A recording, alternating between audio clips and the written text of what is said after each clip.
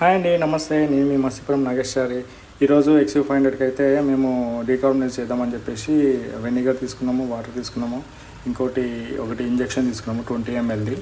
So first అయితే మేము injection నీడిల్ని అయితే దానికి కుచ్చడం జరిగింది. ఎందుకంటే డైరెక్ట్ ఇంజెక్షన్ నీడిల్ ఒకటేసారి దానికి ప్రెస్ చేయకపోతే ఇరిగిపోయే ఛాన్సెస్ ఉంటాయని చెప్పి ఫస్ట్ దానికి అది నీడిల్ గుచ్చి దాని తర్వాత ఇంజెక్షన్ అది వచ్చేసి జస్ట్ మెల్లగా, అంటే ఇప్పుడు 20 ml తీసుకున్నాం మేము. ఎందుకంటే ఇది 2200 cc కాబట్టి కొంచెం పెద్ద ఇంజన్కి కొంత ఎక్కువ తీసుకుంటే బాగుంటుందని. సో ఇప్పుడు ఇది తీసుకొని మెల్లగా, అంటే ఒక 5 minutesలో మొత్తం కంప్లీట్ అయ్యేటట్టుగా కొంచెం ఇంజెక్ట్ చేస్తున్నాము. సో ఫస్ట్ అయితేనేమో తొక్కి చూస్తే మస్తు పొగ వచ్చింది. దీని తర్వాత ప్రాసెస్ అంతా నెక్స్ట్ ఈ కంటిన్యూషన్ వీడియోలో చూడండి, ఏమేమి చేసినా ఎట్లా అని చెప్పేసి.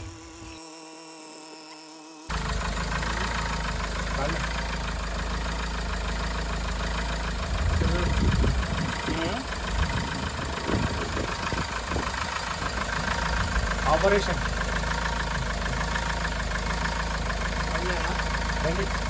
హాయ్ అండి. ఈరోజు మేము ఒకటి ఎక్స్పెరిమెంట్ ఏం చేసినామంటే, మనకు కార్బన్ ఉంటుంది కదా, స్మోక్ సంబంధించింది డీకార్బనైజ్ చేసినాము. అది ఎట్లా చేసినామంటే, ఫస్ట్ కొంచెం వెనిగర్ తీసుకున్నాము 10 ml వెనిగర్, మళ్ళీ 10 ml వాటర్ తీసుకొని రెండు కొంచెం మిక్స్ చేసి ఒకటి మంచి సిరంజి తీసుకున్నాము. సిరంజి అంటే ఒక 20 ml సిరంజి తీసుకొని మనకి ఏదైతే ఇంజన్లకు పోయేది కార్బన్ ఉంటుందో ఆ కార్బన్ దగ్గర ఒక రబ్బర్ పైప్ ఉంటుంది, మీకు ఆ వీడియోలో చూపిస్తా. ఇప్పుడు ఆ పైప్కి జస్ట్ ఇంజెక్షన్ అంటే ఇట్లా పెట్టి ఒక 5 minutes చేయాలి. ఆ 20 ml ఏదైతే ఉందో ఆ 5 minutes చేస్తేనే అది స్లోగా ఆ డ్రాప్స్ అనేటివి ఇంజన్లోకి పోయి ఆ ఇంజన్లో ఉన్న ఆల్రెడీ పేరుకపోయి ఉంటుంది. ఇప్పుడు ఇట్లా ఇంజన్ లోపల ఏదైతే ఉంటుందో ఆ వాల్కి మొత్తము ఆ స్మోక్ అనేది, ఆ కార్బన్ అనేది పేరుకుపోయి ఇంకా ఎప్పటి నుంచో ఉంటుంది కాబట్టి డీజిల్కి కొంచెం కార్బన్ ఎక్కువ ఫామ్ అవుతుంది. సో ఆ ఫామ్ అవ్వడానికి ఈ వాటర్ మాలిక్యూల్స్ ఏవైతే ఉంటాయో చిన్నగా అది ఎయిర్ ప్రెషర్లో మిక్స్ అయిపోయి దానికి వాల్కి టచ్ అయిపోయి అందులో నుంచి మొత్తం రావడానికి ఛాన్స్ ఉంటుంది. సో వెనిగర్ అనగానే కొంచెం మనకి ఎట్లుంటుంది అని అంటే, క్లీనింగ్ అనేది పర్ఫెక్షన్ చేస్తుంది. సో దానివల్ల ఈ ప్రాసెస్ ఏదైతే ఉందో ఇది చేసిన తర్వాత అది ఇంజన్ ఆన్లో ఉండాలి. ఇంజన్ ఆన్లో ఉండి ఇదంతా చేస్తే మనకు ఆ లోపల కార్బన్ అనేది అది కొంచెం ఫ్రీ అయి ఉంటుంది. ఆ ఫ్రీ అయిన తర్వాత మనం ఈ ప్రాసెస్ అంతా అయిపోయినాక, అంటే ఆ 5 minutes డ్యూరేషన్ ఏదైతే ఉంటుందో ఆ 20 ml అనేది అదంతా అయిపోయిన తర్వాత వెహికల్ అట్లా కొంచెం రన్నింగ్లో పెట్టాలి. జస్ట్ ఒక 2 minutes అట్లా అయిపోయిన తర్వాత జస్ట్ టెస్ట్ డ్రైవ్ బయటికి, అంటే ఆన్నే రేస్ చేయకుండా ఏం చేయాలంటే ఒక ఫర్లాంగ్ ఒక 3 to 5 kilometers నార్మల్ స్పీడ్లో వెళ్ళాలి. అంటే without race first gear, second gear, third gear ఎంతవరకు ఉంటే అంతవరకు. ఇప్పుడు నేను ఈ బండి వచ్చేసి 6 gears యూజ్ చేసినా నాకు 60 speed వరకు వెళ్ళింది. టెస్ట్ డ్రైవ్ అయిపోయిన తర్వాత ఫస్ట్ రిజల్ట్ చెక్ చేస్తున్నాం మేము. ఇప్పటి వరకు అయితే ఫుల్ రేస్ పెట్టలేదు, ఎంతసేపు ఉన్నా ఓన్లీ క్లచ్ మీద వచ్చినాము, రేస్ కూడా చేయలేదు. కాకపోతే ఒక 60 speed వరకు అయితే రాగలిగింది. 60 అని కాదు కానీ ఒక 50-55 వరకు అయితే రాగలిగింది. ఎందుకంటే కొంచెం ఎత్తు ఉండే, దానికి తోడు టైర్ ప్రెషర్ కూడా తక్కువ ఉండే కార్లో, బ్యాక్ టైర్ది.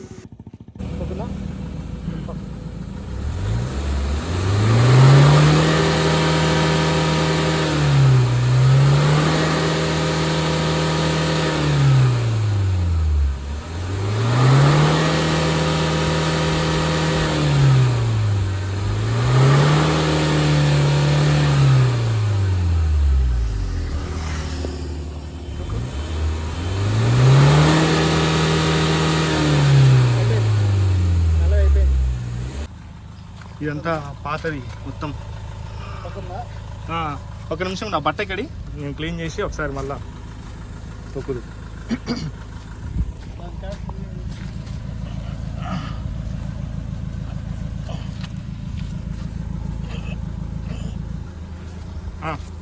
తొక్కు.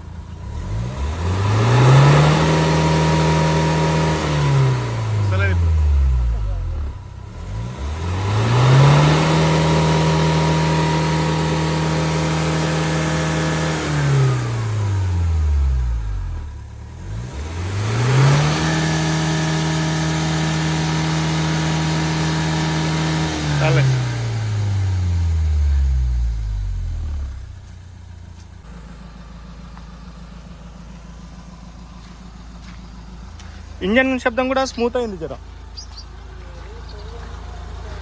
స్మూత్ అయింది, నార్మల్గా అనిపిస్తుంది ఇప్పుడు.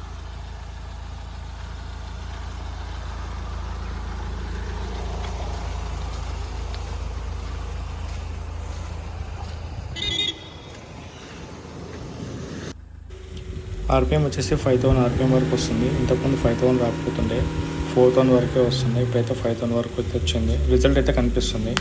అండ్ దాని తర్వాత ఇప్పుడు మేమైతే స్పీడ్ టెస్ట్ చేస్తున్నాము, అంటే హై స్పీడ్ టెస్ట్, ఏ గేర్లో ఏ స్పీడ్లో పోతుందని చెప్పి. ఇప్పుడు సెకండ్ గేర్లో పోతున్నా, 50 స్పీడ్ పోతుంది సెకండ్ గేర్లో. Third gear 80, fourth gear 100.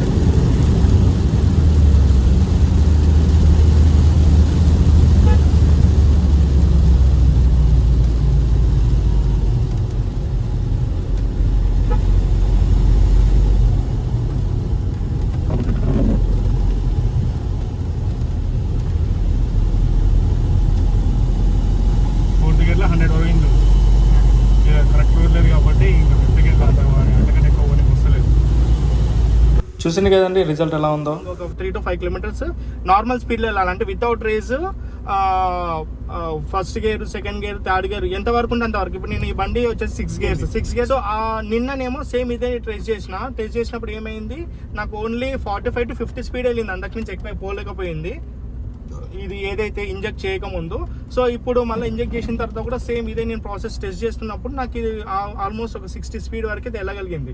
కాకపోతే నాకు ఇంకా యాక్చువల్గా వెహికల్లో బ్యాక్ టైర్ ప్రెషర్ కొంచెం తక్కువ ఉంది, ఎయిర్ తక్కువ కూడా కొంచెం దాని పర్ఫార్మెన్స్ అయితే చూపించలేకపోయింది అనుకోవచ్చు.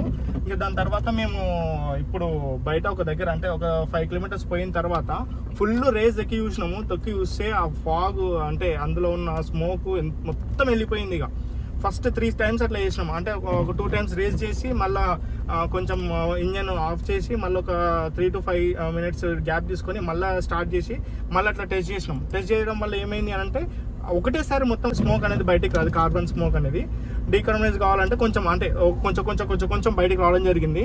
సో మీరు చూసినట్టయితే ఏదైతే బ్యాక్ బంపర్ ఉందో ఆ బ్యాక్ బంపర్ కూడా ఫస్ట్ వచ్చినప్పుడు దానికి మొత్తం నల్లగా ఫామ్ అయిపోయింది. అదంతా అయిపోయినాక అది మొత్తం తూడ్చి మళ్ళీ టెస్ట్ చేసి అది అనేది తక్కువ వచ్చింది. మళ్ళీ ఇప్పుడు థర్డ్ టైం మళ్ళీ చేసేస్తే ఇంకా అది నార్మల్ స్మోకే వచ్చింది. ఇంకా అది ఇంకా దాంట్లో ఉన్న బ్లాక్ కార్బన్ మొత్తం వెళ్ళిపోయింది. సో ఇదైతే బాగా పనిచేసింది, ఇది సూపర్ అనిపిస్తుంది నాకు. ఇవి మనము జనరల్గా బైక్స్ కూడా చేసుకోవచ్చు. పెట్రోల్ బైక్స్ కంటే మనకు స్మోక్ అనేది అంత ఉండదు కదా, ఈ డీజిల్ వెహికల్స్కి అయితే మాత్రం ఖచ్చితంగా ఉంటుంది. ఇదైతే 100% పనిచేస్తుంది. ఇది నాకు మహా అంటే ఒక ఇంజెక్షన్ 20 రూపీస్ ఇంజెక్షన్ అయింది, వెనిగర్ 40 రూపీస్ అయింది. అది ½ లీటర్. అది మనం ఇంకా ఫుడ్లో కూడా వాడుకోవచ్చు అనుకోండి. ఇంకా వాటర్ అంటే మనకు తెలిసిన వాటరే. సో నాకు మాక్సిమం ఒక 40 రూపీస్ కంటే ఎక్కువేం కాలేదు, ఇంకా కొంచెమే వెనిగర్ కాబట్టి.